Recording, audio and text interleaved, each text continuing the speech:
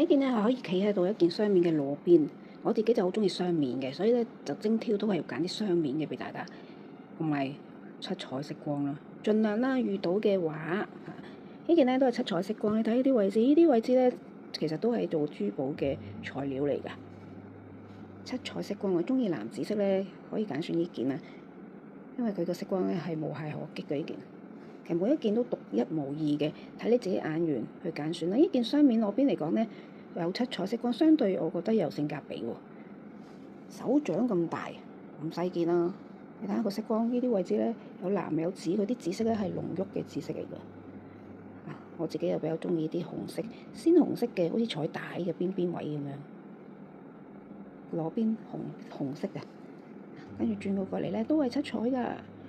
好多時咧，大家留意下班彩石啦、班彩螺啦。如果佢裸邊咧有雙面嘅話咧，或者成隻螺咧前後兩面咧，永遠有一邊咧係特別火啲嘅，另外一邊咧受壓力為主要咧，即係受壓嗰邊咧就傾向啲紋啊、裂紋啊、壓力紋啊比較多啲咧，啲色光啊比較模糊啲嘅。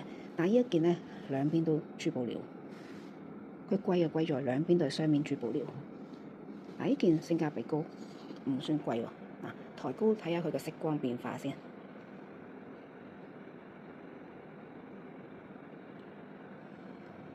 我自己個人嚟講咧，我就冇特別要求我一定要咩顏色，我睇整體嘅。所以睇你自己中意咩色光啦。我亦都好少去強調呢隻色係乜嘢，呢隻色係乜嘢，都係整體嘅感覺，自己中意 colourful，咁就揀選啲彩啲嘅。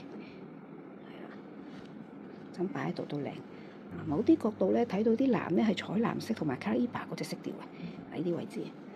中意紫色嘅又有紫，中意藍咧又有藍。